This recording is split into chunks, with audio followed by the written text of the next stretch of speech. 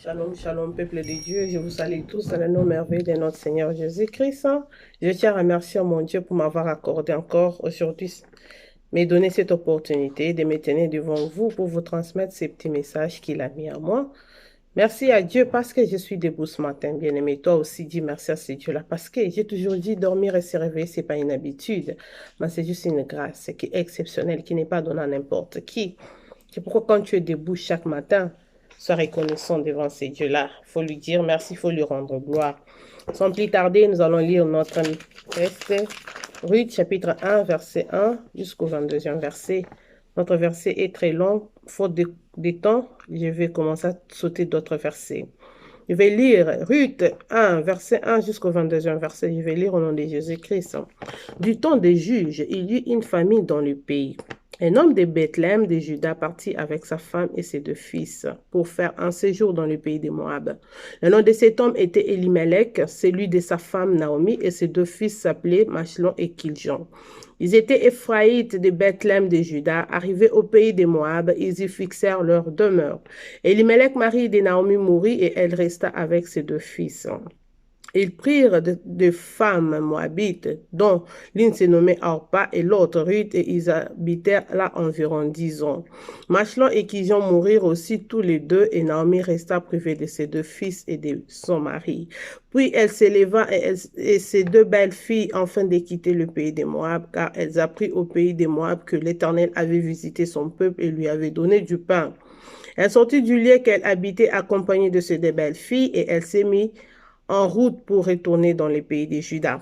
Naomi dit alors à ses deux belles filles, allez, retournez chacune à la maison de sa mère, que l'Éternel use des bontés envers vous, comme vous l'avez fait envers ceux qui sont morts et envers moi. Que l'Éternel vous fasse trouver à chacune du repos dans la maison d'un mari, et elle les baisa, et elles élevèrent la voix et pleurèrent. Elles lui dirent, non, nous irons avec toi vers ton peuple.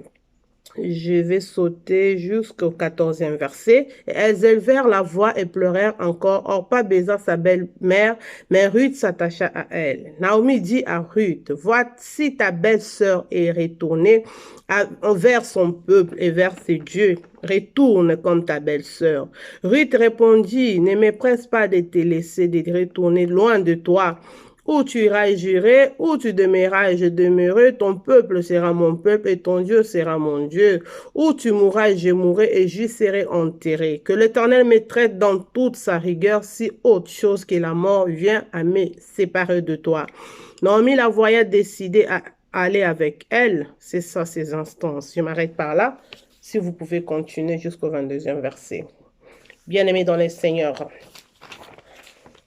ces livres, c'est un livre qui nous enseigne à méditer à l'implication de Dieu dans les temps de joie que nous traversons dans notre vie quotidienne et aussi dans les pires moments, c'est-à-dire dans des moments très difficiles, dans des épreuves que nous traversons dans notre vie quotidienne. Bien-aimés dans le Seigneur, ce livre est composé de 3 personnages principaux qui sont Naomi la veuve, Ruth la Moabite et Boaz les fermiers israélites.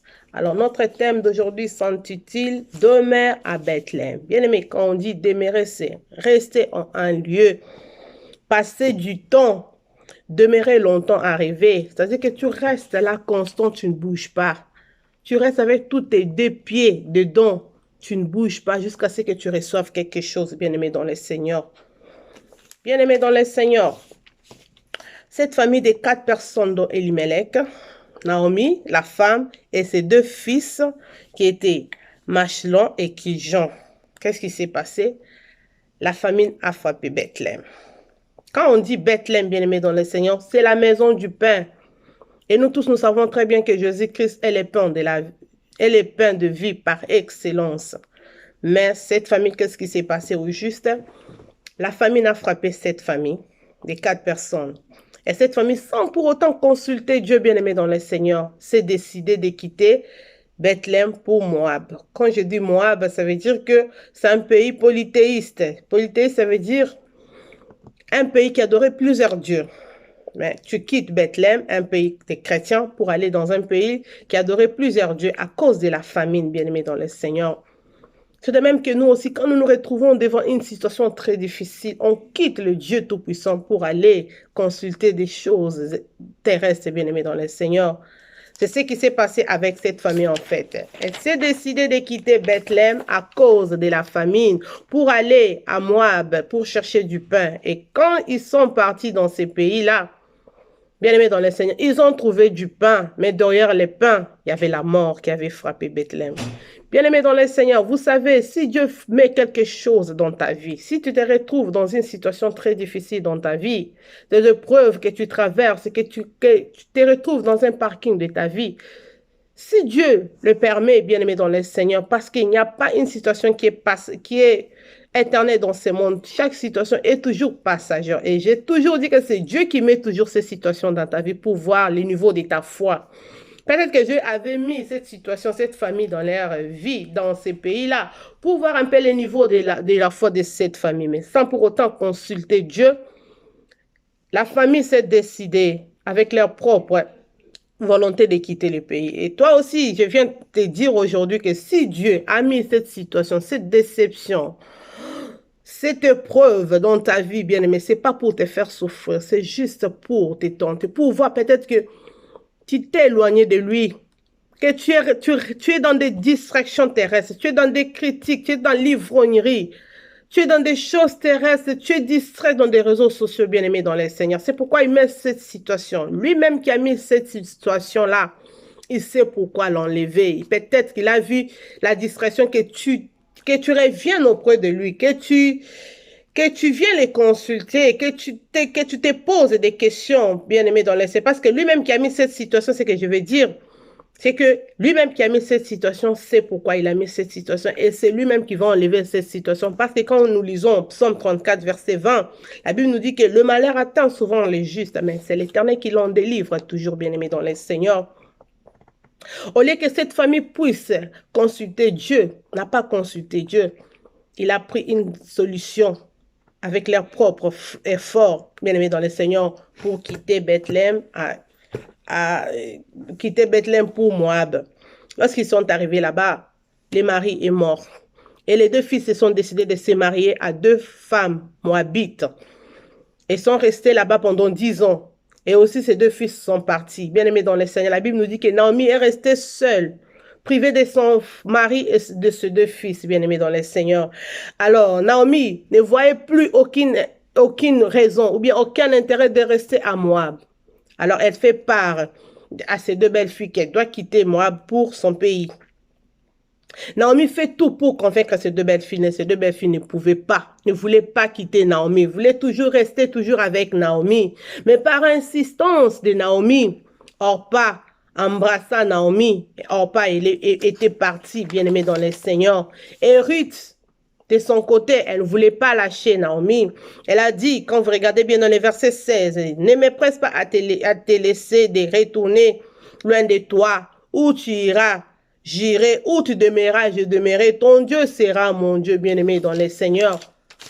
L'attachement de ces deux belles filles bien-aimées nous enseigne des choses très capitales que nous devons retenir aujourd'hui. Pour Orpa bien-aimée, elle a regardé ses propres intérêts.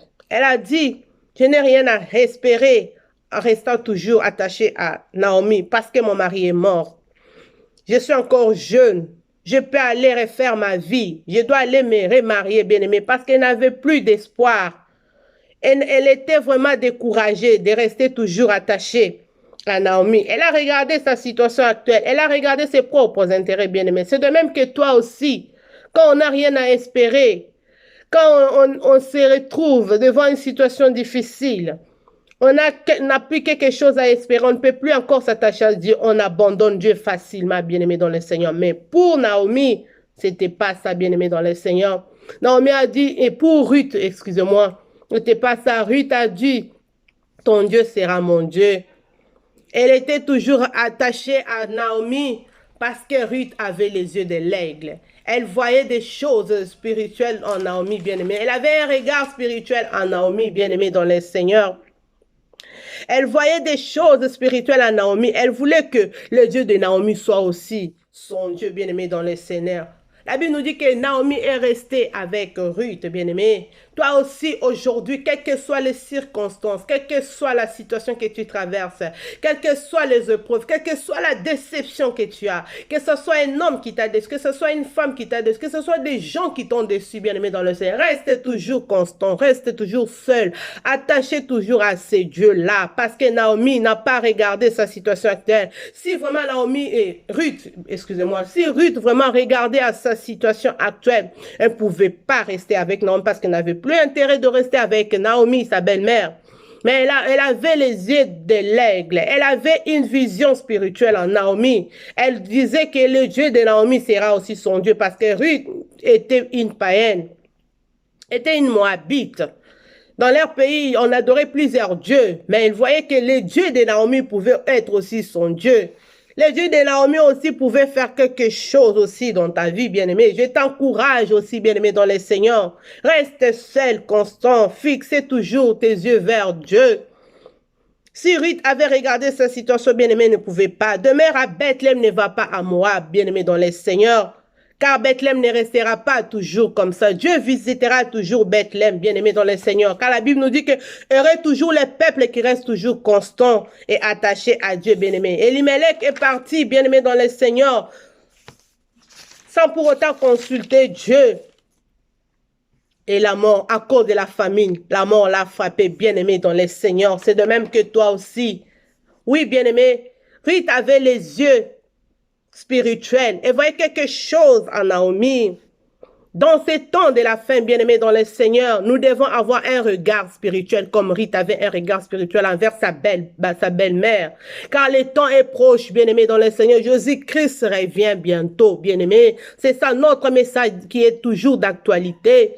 Il faut avoir un regard spirituel, bien-aimé, dans le Seigneur. Tu ne peux pas regarder ce qui frappe à tes yeux, bien-aimé, sur l'intérêt de ce monde, sur les choses spirituelles et sur les choses matérielles de ce monde, bien-aimé, dans le Seigneur.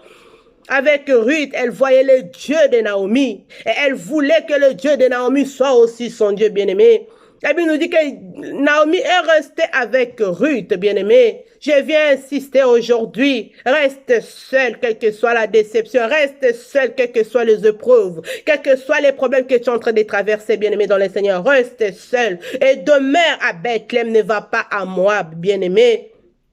Même si tu avais abandonné quelque chose, il ne faut pas encore retourner à cette chose-là, bien-aimé. Reste toujours constant, bien-aimé. Reste toujours à Bethléem avec les yeux fixés vers Dieu. Bien-aimé, ne regrette pas d'être chrétien parce que c'est la meilleure de vie. C'est un bon choix que tu as fait. Ruth a abandonné ses dieux à cause de l'Éternel des armées qui était en Naomi, bien-aimé. Elle s'est attachée au Dieu de Naomi, à un Dieu très haut, bien-aimé. Comme la Bible nous dit que c'est lui qui s'approche de l'Éternel, qui croit qu'il existe. Ruth a cru au Dieu de Naomi qui existait et il était son rémunérateur, bien-aimé dans le Seigneur. Bien-aimé dans le Seigneur, Ruth a continué avec Naomi, bien-aimé, jusqu'au bout. Elles ont entendu, bien-aimé, que l'Éternel avait visité leur pays, bien-aimé. Même si ton problème sont déjà mauvais, bien-aimé, ne sois pas de la génération qui abandonne, bien-aimé. Sois parmi la génération de ceux qui vont jusqu'au bout avec Jésus-Christ. Ne regarde pas ta réalité à la réalité. Regarde à la grâce de Dieu, bien-aimé. Oui, il peut y arriver la famine, bien-aimé, mais l'Éternel visitera toujours son peuple. Comme notre message qui est toujours d'actualité, j'insiste, bien-aimé, dans le Seigneur. La faim peut frapper. Nous pouvons avoir des cris de guerre, bien-aimés, des épidémies par-ci, par-là qui ravagent le monde entier. Les autres, bien-aimés, mais Jésus-Christ revient bientôt, bien-aimés. Et bien dit que Jésus-Christ qui était monté reviendra encore de la même manière qu'il était monté, bien-aimés. La Bible nous dit qu'à un signal donné, au son de la trompette, le Fils de l'homme apparaîtra comme un voleur. Bien-aimé, ce n'est pas tout le monde qui les verra, mais ce sont ceux qui sont conformes à sa parole qui les verra, bien-aimé, dans le Seigneur. C'est pourquoi, regarde comment est-ce que tu te comportes, regarde comment est-ce que tu es. Est-ce que tu es conforme à la parole de Dieu pour que tu ne puisses pas rater sa venue, bien-aimé? Voilà pourquoi notre message d'enlèvement est toujours d'actualité, bien-aimé, dans le Seigneur. Dans cette histoire, bien-aimé, La Bible nous dit que le Seigneur a visité son peuple qui est Bethléem, bien-aimé dans le Seigneur. Bethléem ne restera pas toujours comme ça, bien-aimé. Il y aura toujours le peuple qui reste toujours constant et attaché à Dieu, bien-aimé dans le Seigneur. Ne regarde pas la réalité, j'insiste, bien-aimé. Ne regarde pas cette situation-là qui te fait mal, qui te tourmente, qui te pousse à faire à prendre des décisions. Et après, tu viendras regretter ta décision. Regarde la réalité. Regarde à la grâce de Dieu. Ne regarde pas la réalité, excusez-moi. Regarde à la grâce de Dieu, bien-aimé. Lorsque tu entends cette parole aujourd'hui, bien-aimé, retourne à Bethléem. Ne reviens pas à ta décision que tu avais déjà abandonné quelque chose et tu le reprends, bien-aimé dans le Seigneur. Retourne à Bethléem aujourd'hui, bien-aimé, quand tu entends cette parole. C'est une parole qui vient te parler aujourd'hui, bien-aimé dans le Seigneur. C'est comme Jésus-Christ qui est devant ta porte en train de toquer. Tu es considéré, même si tu n'es pas considéré dans ta famille, bien-aimé dans le Seigneur, parce que tu ne reproduis rien, reste toujours. Un jour, reste toujours à Bethléem. Demeure toujours à Bethléem. Jésus-Christ va toujours te visiter, bien-aimé, les jours où il viendra. Ruth était païenne, bien-aimé, mais elle avait la foi en elle. La foi, c'est une ferme assurance, bien-aimé. Elle avait vraiment une ferme assurance que le Dieu de Naomi sera aussi mon Dieu. Elle s'est attachée au Dieu de Naomi. Elles sont retournées ensemble à Bethléem, bien-aimé, dans le Seigneur. Et elles ont croisé Boaz. Boaz, bien-aimé, c'est la personne qui avait le droit du rachat, bien-aimé. Quand on parle de Boaz, bien-aimé, dans le Seigneur, on montre l'image de Jésus-Christ de Nazareth qui avait le droit du rachat sur nous, quand nous avons été vendus par les péchés et par notre nature d'Adam, mais Jésus-Christ, par son amour infini, un amour inconditionnel, il a accepté d'être critiqué, d'être maltraité, d'être humilié. Il a accepté une mort honteuse pour que toi et moi nous soyons sauvés. Et il a fait couler son sang pour nous racheter de son sang, pour nous racheter, bien-aimés dans le Seigneur. Il est mort pour nous, afin que nous puissions avoir une vie, pas comme toute autre vie, mais une vie meilleure, bien-aimé dans le Seigneur, une vie éternelle, bien-aimé dans le Seigneur. Demeure à Bethléem, bien-aimé. Quelle que soit la situation, Ruth n'a pas regardé sa situation.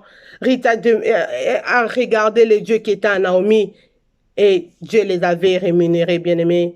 Que Dieu vous bénisse, que Dieu vous bénisse. Likez ma vidéo, abonnez-vous à ma chaîne. Si ces messages vous a vraiment touché, partagez ma vidéo. Que Dieu vous bénisse. C'était votre servante Marie-Thérèse Kalangou. Au revoir.